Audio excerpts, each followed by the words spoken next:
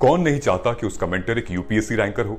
2021 के final results में civils Delhi IAS के 200 से भी ज्यादा सिलेक्शंस हैं। Guys, I am going to connect you 1-to-1 with civils Delhi rankers for free. There is a link in the description, fill it and schedule a session. These ranker will prepare a timetable and a personalized plan for you. ये toppers आपको exactly वही बताएंगे कि कौन सी book follow करनी है, कौन सा चैप्टर पढ़ना है. They will guide you in answer writing, mocks and accessing them. Don't miss this golden opportunity to get mentored by a ranker. I am Tirumani Sri Pooja. I have ranked 62 in recent results of Civil Services 2021, and this video is about anthropology because I have changed various strategies of mine from my first attempt to second attempt, which made my marks shift from 212 to 283. So I would like to communicate what changes I have done and what worked for me, and you may use what would be useful for you. First thing is why I picked anthropology. My reasons were like my graduation subject hasn't been offered in civil services, so I wanted to pick something which is easily understandable for someone with no background from this. So there are subjects like anthropology, sociology and others which we can pursue directly from scratch even after graduation if we don't have any background. Second thing is I have come across few news events which made me interested about tribal policy, how government engages with tribals. So I found this area very interesting and I wanted to learn more about it. So these are the two reasons which encouraged me to pick anthropology. So similarly, if you are planning to pick anthropology, consider few factors which would be helping you to go through it. First thing is anthropology is a limited subject. It doesn't expand from year to year. So you can be at least feeling confident once you have completed the syllabus that once decent amount of hard work has been done, you can see the results. So this is one of the major benefits of anthropology. Second thing is people who are inclined towards biology, who are inclined towards scientific technologies will be very much excited to read the first paper of anthropology, which is very much about genome sequencing, DNA and how internal body works. So this actually keeps the interesting part going on. For me, it was anthropology was the subject which made me feel more technical and logical when I was feeling lagging with GS preparation. So this can also be one of the motivating factors of anthropology. Third thing is there are many people who are more interesting about knowing about the subtleties of the culture and subtleties of the tribals, how they live, how they do economic transactions and marriages and all. This will be very exciting area to understand from, and anthropology provides best opportunity to see the deep root levels of the society. So all these factors to be considered for picking anthropology. And once you have made your decision to start with the anthropology, if for the people who are starting now with the preparation, my best suggestion is manage your resources effectively. Anthropology is such a subject which has extensive availability of resources. Like all the toppers has opened their own blogs where they give extensive list of the resources which we can rely on. But it is also required that we manage rationality and we be decisive in picking the resources.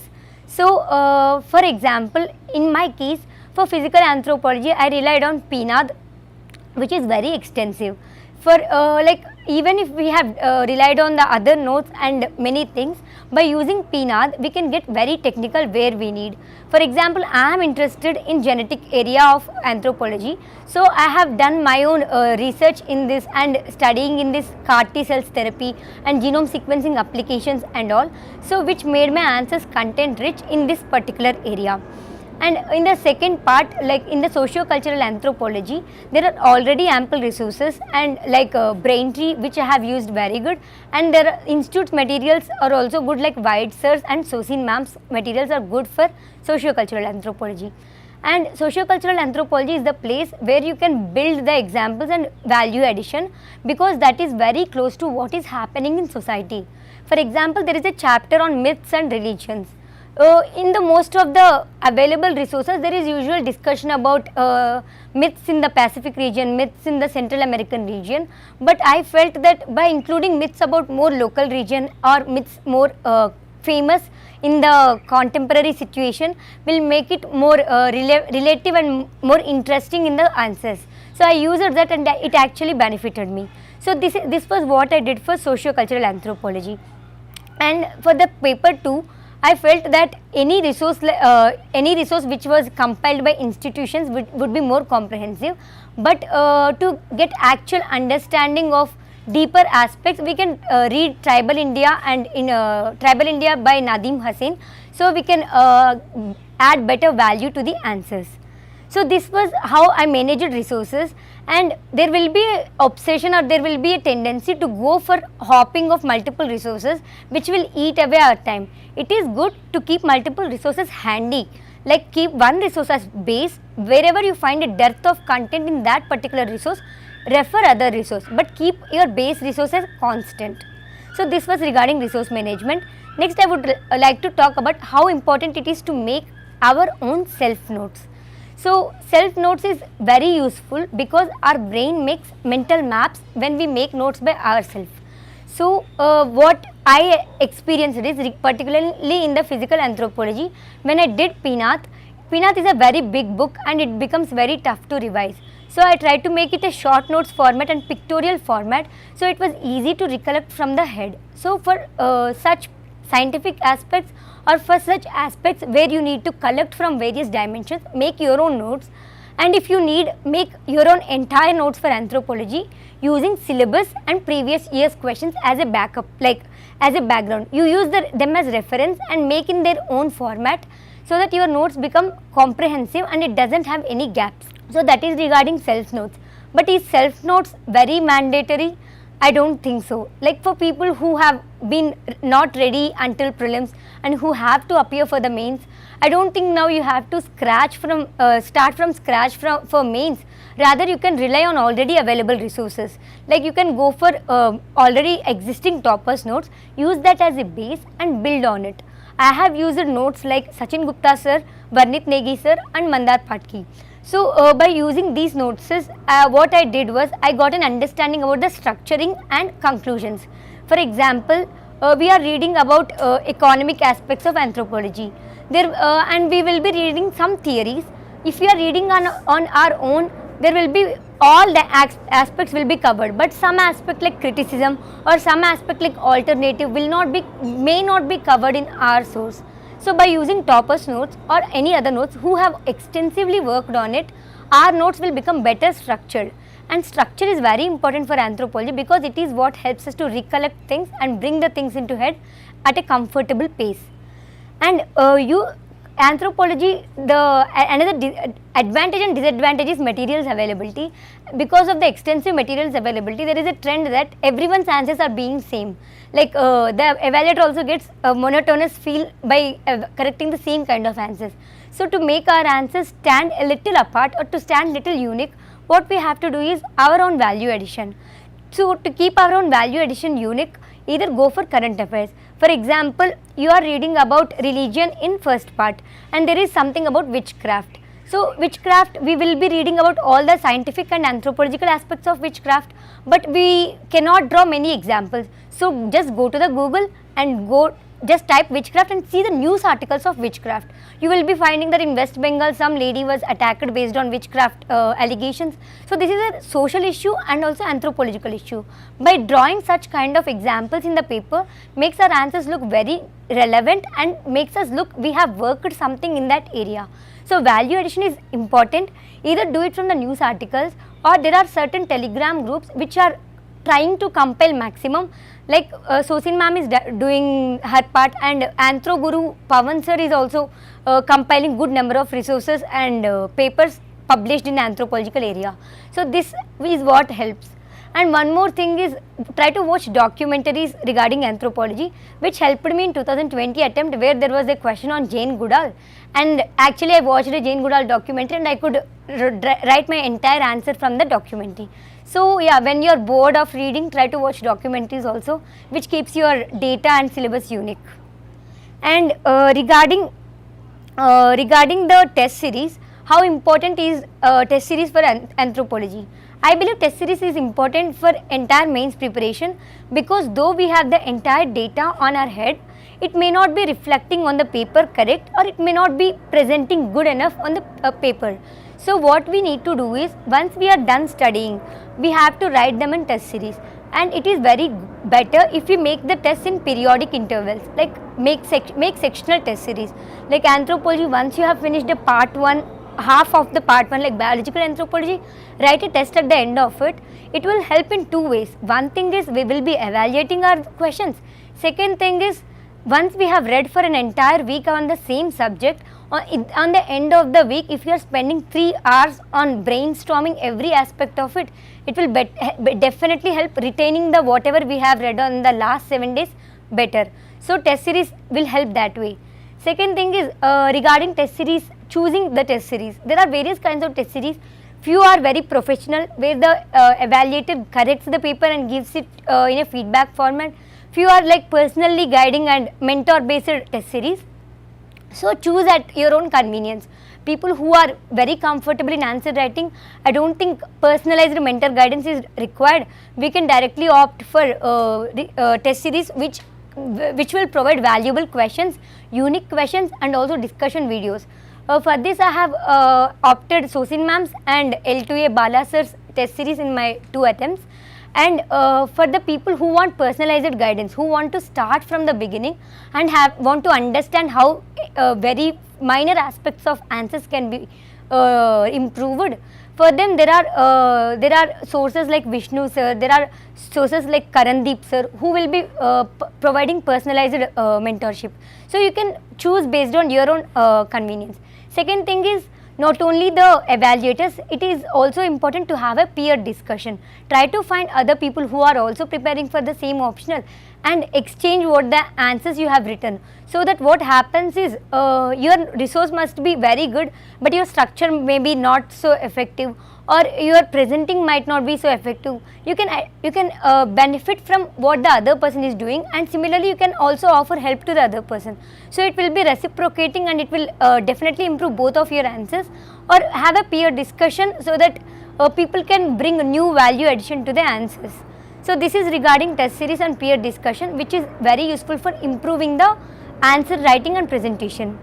Then case studies management. For anthropology, case studies are very important because as we have discussed earlier, everyone writes the static part and the standard part in the same way. So the case studies is where you stand apart.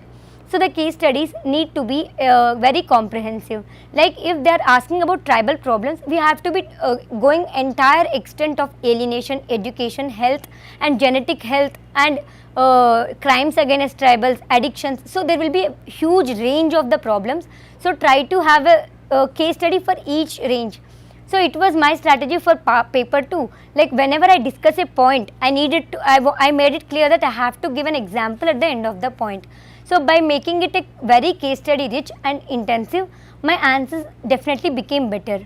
And regarding case studies, we also need to maintain proper management. Don't overwhelm with many case studies. Like if we have done already good in Panchayat Raj, don't go for extra case studies. Just keep your case studies limited. Revise the same thing so that you can remember the case studies to exact point. Like 30,000 families displaced, 4.5 acres were distributed. Like that you can actually recall the exact decimal level data. So your answer looks accurate and precise. So this is required regarding case study management. And regarding the case study management in the paper 1, particularly regarding biology, physical anthropology, the case studies are very old. Like usually whatever covered in the resources are easily 2003 and 2015, 2003 to 2015 range. So to renew our case studies, what we can do is, one thing as we have discussed earlier, current affairs and telegram groups. Second thing is, whatever we do in the science and technology for prelims and mains will also be useful for anthropology, like the research in CAR T cells, research in genome sequencing, research in recently, for example, there was Tokyo Olympics where there was so many somatotypes have been understood. So all these things can be drawn to the static part of the anthropology, and you can actually enrich your answers. For this you also need to be very aware of finding what are the aspects happening in the current context and try to draw anthropological relevance. For example, COVID was very big event. So what we can draw from COVID is how it impacted society and how it impacted tribals in the paper 2. And first paper, how it impacted genome, how it helped genome research. For example, there was a research which was telling that because of certain sequence, tribals are more susceptible. So this if you put on the paper, it looks better, content rich. So be very aware with current affairs, and when you use current affair based example, it looks very rich. And I want to talk about diagrams. We know that anthropology has huge potential for diagrams. So there are various aspects of diagrams. Firstly, in physical anthropology, we have aspects for diagrams like skull diagrams, bone diagrams, and which are accessible from directly PNAR, or also online notes which we can directly obtain. For this part, it will be very advantageous if we get the structure and if we get the parts of the diagram correct. For this, we have to keep practicing. It doesn't come suddenly. Like I used to do the skull diagrams of all the Australopithecus and Neanderthals when I am bored, like when just after dinner or something, when I am bored, I used to make these diagrams to keep myself refreshing and also get a practice of it. Well, this is one dimension of it. The second dimension is where you can create the diagrams. Like the entire other part of anthropology also has huge area for creating. For example, if you want to talk about social organization of tribals, like a band, community, tribe and all, we can make a Venn diagram or we can make a concentric circles. Similarly, in paper 2, we have so many scopes for hierarchical explanation of tribal organization. So we can use proper diagrams in both the areas. What we can do on our part is, when we write an answer or when we are reading one section of the syllabus, after reading one entire section, just think for 2 minutes, can I draw a diagram, can I create a diagram of this area so that it looks better. This will also help you to have a set of diagrams handy before the exam. Second thing, it will give you a practice to create the diagram spontaneously on the day of the exam. For example, last year in the physical anthropology, for the questions I have chosen, I felt that my answers didn't have enough scope for diagram. So I was trying to draw as much as possible many areas for diagrams. And there was a question about human adaptation and how it is helpful, bipedalism, how it helped humans. So I never prepared any diagram on it, or I have never seen a diagram on it. But because of the practice, I just drew a human figure and I just drew sun and how the sun rays affect and how the bipedalism reduces the sun exposure to human body. Like a human walking on 4 legs will be more susceptible to sun rays than human walking on 2 legs. So I made it a diagrammatic and it really made a difference, and once I looked at the answer, it entirely gave a different feel. So this is what we can do when you can spontaneously develop a diagram, and it definitely gives an edge in the final exam. And for the diagrams, we can also use the earlier toppers notes like Kirti Chekuri ma'am and earlier blogs like Anudeep Durishetty sir blogs, which has enough potential for where the diagrams can be drawn. And regarding this, we should be extensively browsing the web for unique sources. Like for anthropological theories, everyone is familiar with all the resources in the hand, but there are sources like Alabama University, and there are new sources which are coming up, which are providing unique dimension of anthropological theories. And try to focus on the new anthropological theories like feminist anthropologies or human rights based anthropologies, neo-anthropological theories. So your content doesn't look old, and it feels like you are being up to date about the changes in anthropology. One more suggestion regarding content addition is, either on Instagram or on the web pages, try to follow 2 or 3 blogs of anthropologists, so that it will be giving you unique examples or standing apart examples, or sometimes you can answer an entire question based on that. Like when a question based on cultural relativism versus human rights, it is a very unique aspect, but usually these blogs are covering this kind of aspects. Once we cover it, our answer becomes more research based and more content based rather than very generalistic. And revision. For anthropology, revision is very, very important, because we know the anthropology syllabus is limited, it is concise, There is lot to memorize. In physical anthropology, we have so many biological terms to memorize, particularly Down syndrome, Patau syndrome. There are so many terms which we usually forget. For that, revision is important, and always try to make mental maps and try to represent the practice itself in chart forms. When you try to read evolution, try to make it in a box format like Australopithecus, Neanderthals and Homo sapiens, Homo erectus. Like make a block kind of thing, so that you can cross compare each feature and see how the human has progressed. So you can actually see it and you can actually memorize it better. This kind of making a diagrammatic representation to remember better will work in this area, in the Down syndrome, Patau syndrome area, in the adaptations, in the second part of the anthropology, where the archaeological anthropology, and all these parts, when you make it in the diagrammatic format, you can remember better. And regarding archaeologial anthropology, it was very tough for me to remember so many things. And one suggestion I would give to the people is don't try to overwhelm yourself with archaeological anthropology in a single stretch, because archaeological anthropology is such an area which has like hundreds of names keep coming with every stage of the culture, like Paleolithic, Mesolithic, Neolithic. There will be like multiplicity of names which we need to remember. So I felt it is better to do it in stages, like do a little part of archaeological anthropology, take 3-4 days break and just spend one more half an hour and do the next part. So it helped me to retain better and recall better. And for archaeological anthropology is also, diagrams are very important, and those won't come handy if we haven't had enough practice. So this is regarding the entire coverage. And as we were talking about revision, we need to revise so many times. It's okay if you don't allot equal amount of time for every area. Don't assume that you have to give 3 or 4 revisions for every area. Omit the areas which you are already comfortable in. For example, my economy and polity and religion of socio-cultural anthropology were very comfortable.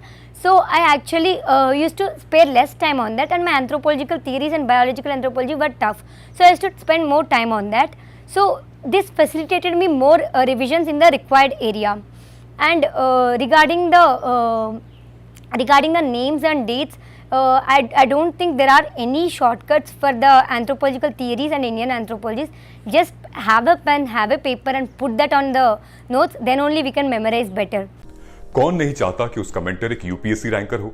2021 के final results में civils Delhi IAS के 200 से भी ज्यादा selections हैं। Guys, I am going to connect you 1-to-1 with civils Delhi rankers for free. There is a link in the description, fill it and schedule a session. These ranker will prepare a timetable and a personalized plan for you. ये toppers आपको exactly वही बताएंगे कि कौन सी book follow करनी है, कौन सा चैप्टर पढ़ना है. They will guide you in answer writing, mocks and accessing them. Don't miss this golden opportunity to get mentored by a ranker.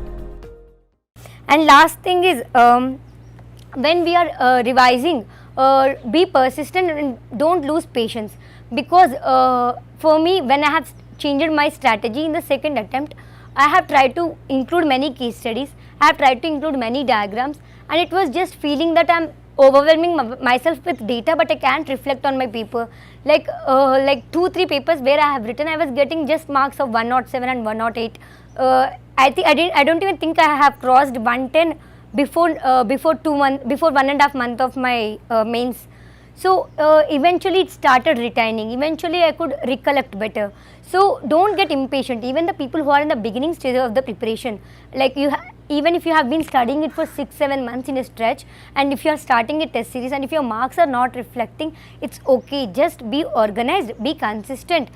At the end, when on the day of the exam it is required, you can recollect better. Even if you can't recollect better, like don't get concerned on the point you are not recollecting. You will be having enough amount of data and enough amount of skills you have mastered over the time, which you can be using on the day of the exam, and you can actually make your answers look 100% good. So finally, for all the anthropology and other optional aspirants, what I am willing to say is, have your resources concise, and always have toppers copies, whoever has written already, as standards. Because even though our standards are very good, we have to always check what worked successful for the people. So have that as a base point to construct our answers. and develop on them. Third thing is be consistent and be patient for your results to actually show up on the final day. So all the best for everyone. Thank you.